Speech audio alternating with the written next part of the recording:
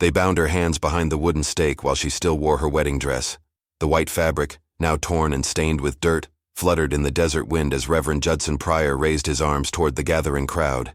But what they didn't know was that the man stumbling through the back of the crowd, reeking of whiskey and barely able to stand, was about to change everything with a single desperate shot into the air.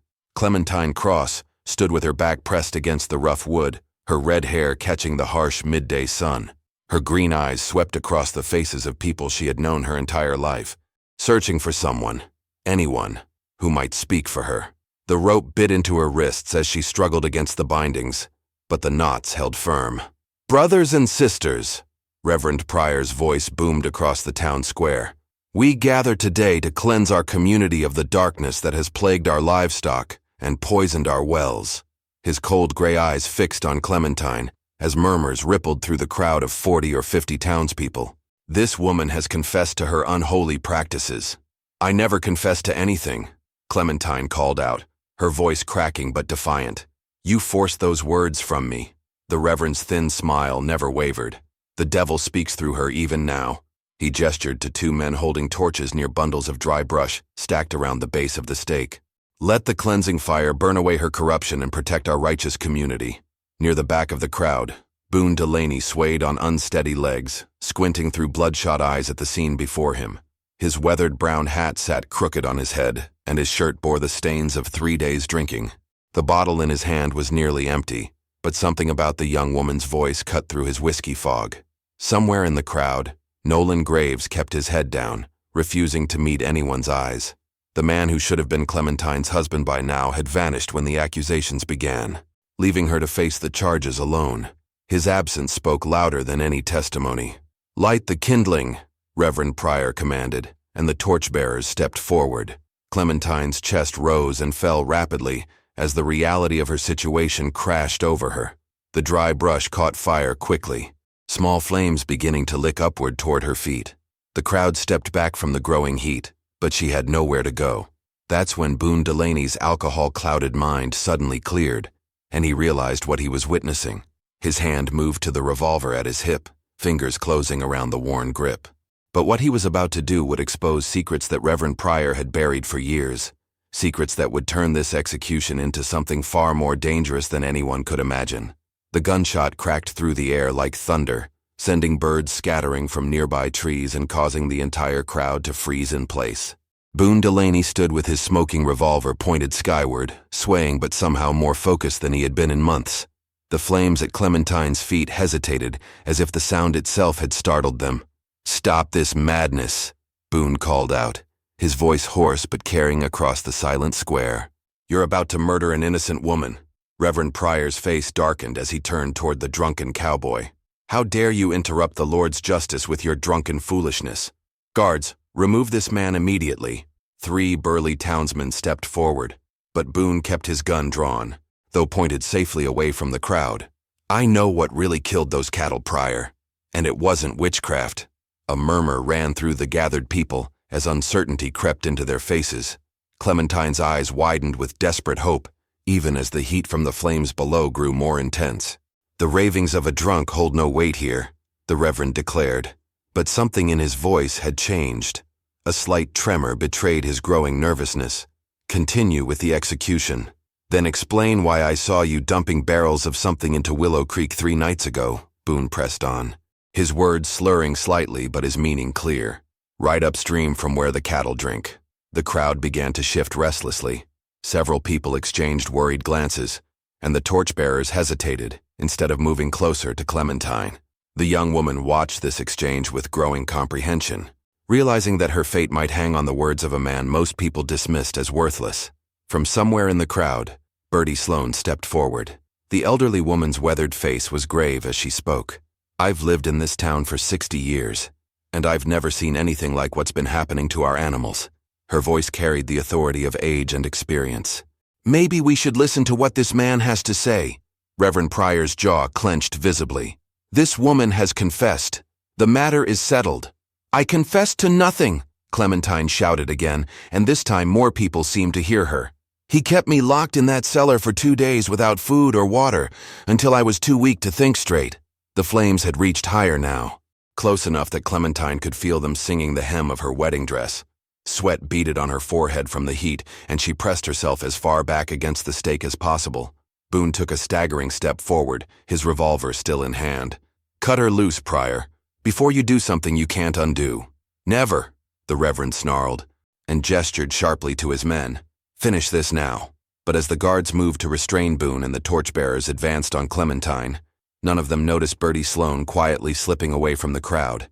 She had remembered something crucial about those barrels, something that would prove far more damaging to Reverend Pryor than anyone could possibly imagine. The guards rushed toward Boone, but he stumbled backward, keeping his distance while waving the revolver erratically.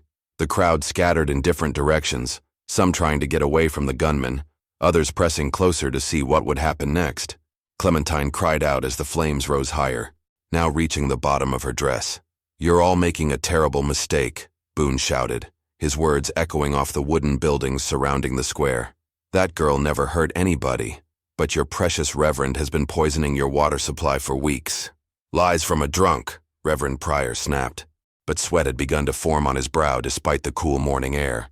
"Seize him immediately." The largest of the guards, a man named Curtis with arms like tree trunks, lunged forward and grabbed Boone's gun arm. The two men struggled, and the revolver fired again, this time into the dirt near the crowd's feet. Women screamed and men dove for cover, creating chaos in the town square. During the commotion, Clementine managed to work one hand partially free from the rope. The flames had caught the bottom of her wedding dress, and she frantically tried to stamp them out while still bound to the stake. The heat was becoming unbearable, and black smoke was starting to fill her lungs. "Help me," she gasped, but most of the crowd was too focused on the fight between Boone and Curtis to notice her desperate situation. Just then, Bertie Sloane emerged from behind the general store, dragging something heavy across the dirt. In her weathered hands, she carried a wooden barrel with strange stains around its rim. The elderly woman's face was grim with determination as she approached the chaos. "Stop this madness right now," Bertie called out, in a voice that cut through the noise like a blade. The authority in her tone made everyone pause, even Curtis and Boone, who were still wrestling over the gun. She tilted the barrel toward the crowd, revealing its contents. A thick, oily liquid sloshed inside, giving off a chemical smell that made several people step back and cover their noses. Dark residue coated the interior walls of the container. "I found this behind the church," Bertie announced, her voice carrying to every corner of the square, "along with 6 others just like it, all empty and all reeking of the same poison that's been killing our cattle." Reverend Pryor's face went white as fresh snow. His mouth opened and closed wordlessly, and for the first time since the execution began, he seemed to have lost control of the situation. The crowd turned toward him with growing suspicion, but Clementine's situation was becoming desperate. The flames had spread up her dress, and she could feel the heat burning her skin. Her partially freed hand clawed frantically at the ropes, but she was running out of time. What none of them realized was that Nolan Graves was watching from the shadows between 2 buildings, and he had just made a decision that would change everything about this confrontation. Nolan Graves burst from the shadows between the buildings, running toward Clementine with a bucket of water in his hands. The crowd gasped as the man who had abandoned his bride suddenly appeared, splashing the contents across the flames at her feet. Steam hissed upward as the fire retreated, giving Clementine precious moments of relief. "Cut her loose," Nolan shouted to anyone who would listen, pulling a knife from his belt to saw at the ropes binding her wrists. "This has gone too far." But Reverend Pryor was not finished. His initial shock at seeing the poison barrel had transformed into desperate rage. "That barrel proves nothing," he declared, his voice rising to match the chaos around him. "This is clearly a conspiracy to protect the witch. Nolan Graves has been corrupted by her evil influence." The crowd wavered uncertainly. Some moved closer to help Clementine, while others stepped back, still influenced by the Reverend's words. The division in the community was becoming clear, with neighbors looking suspiciously at each other. Boone finally wrestled his gun away from Curtis and stood breathing heavily, but his brief moment of clarity was fading as the alcohol reasserted its hold on his mind. "Tell them about the mining company, Pryor," he slurred, swaying dangerously. "Tell them why you really needed to poison the creek." "Mining company?" Bertie Sloane's eyes narrowed as she studied the Reverend's increasingly panicked expression. "What mining company?" Reverend Pryor's hands trembled as he realized his carefully constructed facade was crumbling. "There is no mining company. This drunk is hallucinating." But Nolan had successfully cut through most of Clementine's bonds, and she was able to step away from the smoldering stake. Her wedding dress was burned and blackened, but she was alive. Her green eyes blazed with fury as she faced her accuser. "Tell them the truth, Judson," she said, using his first name with deliberate disrespect. "Tell them about the silver deposits you found under the creek bed. Tell them how you needed the cattle dead so people would sell their land cheap." The Reverend's mask finally fell away completely. "You know nothing. Girl, I know you offered to marry me to Nolan so you could get access to my family's land," Clementine continued, her voice growing stronger with each word. "I know you've been buying up property from desperate ranchers for months, and I know you were going to frame me for the cattle deaths to cover your tracks." A stunned silence fell over the crowd as the implications of her words sank in. The religious leader they had trusted was revealed as a fraud who had been systematically destroying their livelihoods for personal gain. But as the townspeople began to turn against Reverend Pryor, none of them noticed the 3 armed men who had just ridden into town. The Reverend's business partners had arrived, and they had no intention of letting their profitable scheme be exposed by a woman who should have been dead by now. The 3 horsemen approached slowly, their hands resting casually on their gun belts as they surveyed the chaotic scene in the town square. Their leader, a scarred man with cold eyes and a black hat, dismounted first. His boots hit the dirt with deliberate heaviness, and the crowd instinctively stepped back. "Reverend Pryor," the scarred man called out in a voice like gravel, "seems you've got yourself a problem here."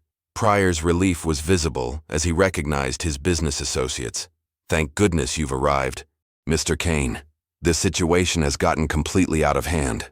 Clementine felt Nolan's protective arm around her shoulders as they both realized the danger had just multiplied. The charred remains of her wedding dress clung to her frame, and ash streaked her face, but her eyes remained defiant. Boone Delaney, still unsteady from drink, squinted at the newcomers. Something about them triggered a memory buried deep in his alcohol-fogged mind. "I know you," he mumbled, pointing an unsteady finger at Kane. "You're the one who's been buying up all the land downstream." Kane's hand moved closer to his gun. "Old drunk doesn't know what he's talking about." But Bertie Sloan stepped forward, still clutching the poison barrel. "Maybe he does. Maybe that's why you needed those cattle dead so bad, so folks would sell cheap to your mining operation." The tension in the square grew thick as more pieces of the conspiracy became clear. The townspeople began to understand they had been manipulated by their own spiritual leader, and anger replaced their earlier confusion. "None of this matters now," Kane declared, his voice cutting through the murmurs. "The girl was legally condemned. The execution should proceed." "Like hell it will," Nolan said, pulling Clementine closer. His earlier cowardice had been replaced by fierce determination. Kane smiled coldly and gestured to his 2 companions, who remained mounted but had drawn their weapons. "I don't think you understand the situation here, boy. This town belongs to us now." Reverend Pryor tried to regain control. "Citizens, these men are here to restore order. The witch must still face justice."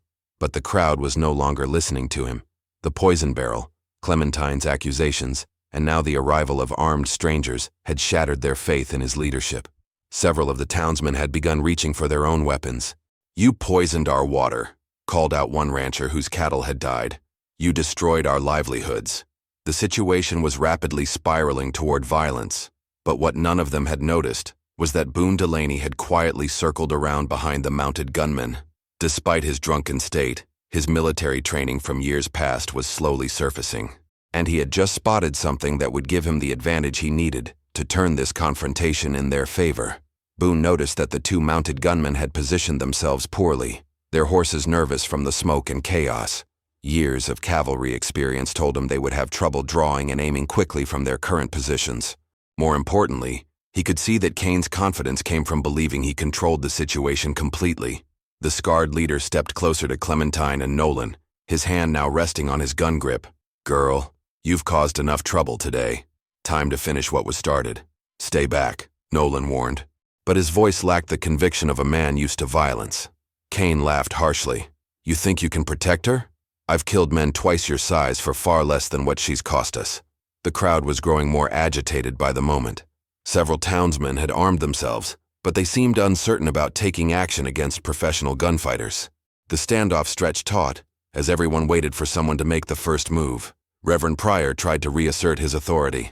As the spiritual leader of this community, I order you all to stand down and allow justice to proceed. Your kind of justice?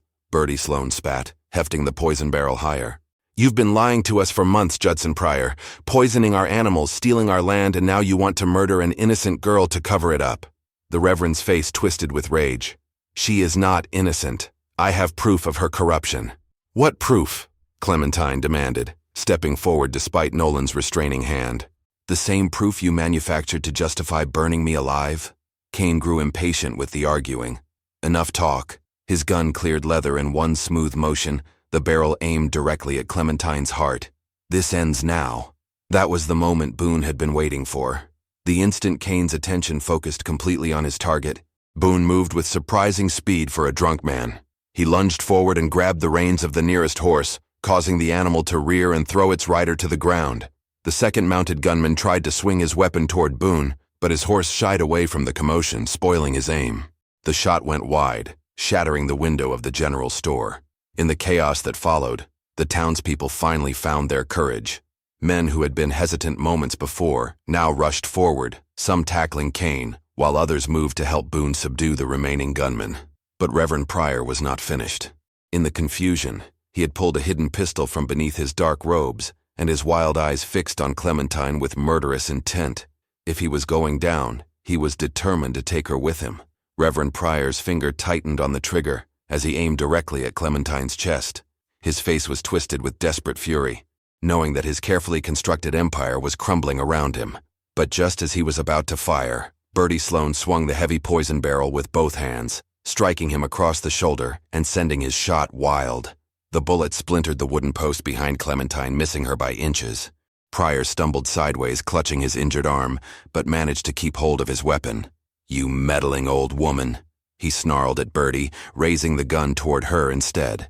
Before he could fire again, Nolan threw himself between them, taking the bullet in his left shoulder. He cried out in pain but didn't fall, his newfound courage keeping him on his feet as blood soaked through his shirt. The sight of Nolan being shot galvanized the entire crowd. Even those who had been hesitant before now surged forward with righteous anger. Pryor found himself surrounded by furious townspeople who had finally seen through his deception. Meanwhile, Kane and his men were being overwhelmed by the sheer number of citizens fighting against them. Boone, despite his drunken state, had managed to wrestle a gun away from one of the fallen riders and was helping to keep the remaining gunmen pinned down. It's over, Pryor, Clementine said, pressing a torn piece of her dress against Nolan's bleeding shoulder. Tell them everything. Tell them about the silver mine, the poisoned cattle, and how you plan to steal everyone's land. The Reverend's wild eyes darted around the circle of angry faces surrounding him. His gun wavered in his trembling hand as he realized there was no escape. You don't understand, he said desperately. This town was dying. The mine would have brought prosperity to everyone. Prosperity for you, you mean? Called out the rancher whose cattle had been killed, while the rest of us lost everything. Bertie stepped closer, still holding the empty poison barrel. How many animals did you kill with this poison, Judson? How many families did you drive to ruin? Pryor's composure finally shattered completely. I did what was necessary. The land was worthless without the mining rights. I was going to make this place important. By murdering an innocent girl? Boone's voice cut through the accusations, clearer now than it had been all day. By burning her alive to cover your tracks? The Reverend's gun hand dropped to his side as the weight of his crimes became undeniable. Around him, the people he had deceived and manipulated closed in, their faces showing no mercy for the man who had betrayed their trust so completely. Kane made one last desperate attempt to break free from his captors, but the townspeople had him thoroughly subdued. His business partnership with Pryor had cost him everything, and now both men would face the consequences of their greed. But the most important revelation was yet to come, as Clementine prepared to expose the final piece of evidence that would ensure these men could never hurt anyone again. Clementine reached into the charred folds of her wedding dress and pulled out a folded piece of paper, somehow preserved despite the flames and chaos. Her hands shook slightly as she unfolded it, revealing handwritten text in Reverend Pryor's distinctive script. "This is a contract," she announced, her voice carrying clearly across the now silent square. "An agreement between Judson Pryor and the Kane Mining Company to purchase all the land around Willow Creek for 1/10 its actual value. once the current owners were forced to sell due to livestock losses. The crowd pressed closer to hear every word as she continued reading. It includes detailed plans for poisoning the water supply and instructions for disposing of anyone who might expose the scheme. Her green eyes fixed on Pryor's horrified face. It's signed and dated 3 months ago.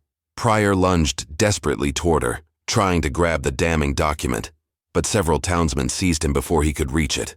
His weapon clattered to the ground, and his struggles were futile against so many determined hands. "Where did you get that?" Kane demanded from where he knelt with his hands bound behind his back. "From your saddlebags," Boone said with a grim smile, his words clearer now as the alcohol continued to wear off. "While you were all arguing, I took the liberty of searching your horses, found quite a few interesting papers. The truth was finally complete. The townspeople now understood the full scope of the conspiracy that had nearly destroyed their community and claimed an innocent life. Justice was swift and decisive. Within an hour, Kane and his men were secured in the town jail, along with Reverend Pryor. The contracts and poison barrels provided all the evidence needed to ensure they would face trial for their crimes. Word was sent to the territorial marshal, who would arrive within days to transport them to the county seat. Nolan's shoulder wound, though painful, proved to be minor. As Bertie Sloan bandaged him properly, he looked into Clementine's eyes with genuine remorse. "I'm sorry I ran when you needed me most," he said quietly. "I was a coward." Clementine studied his face for a long moment before responding. "You came back when it mattered. That's what counts now." But it was Boone Delaney who surprised everyone most. The man who had stumbled into the square drunk and seemingly worthless had become the unlikely hero who exposed the conspiracy and saved the day. As he stood looking at the smoldering remains of the execution stake, he made a decision that would change his life. "I'm done with the bottle," he announced to anyone who would listen. "This town needs a sheriff who's sober enough to protect it." The townspeople, grateful for his intervention, were more than willing to give him that chance. Boone Delaney, former drunk and unlikely savior, pinned on a badge that afternoon and began the hard work of rebuilding both his life and the community's trust. Clementine Cross walked free, her name cleared, and her future restored. The nightmare that had nearly cost her life was over, and justice had prevailed through the courage of ordinary people who refused to let evil triumph. If you enjoyed this story, click the video on your screen now to watch another unforgettable tale from the frontier, where honor and justice collide in ways you never expected. Don't forget to subscribe and consider a super chat to help us keep bringing you more stories like these. Your support means everything to us.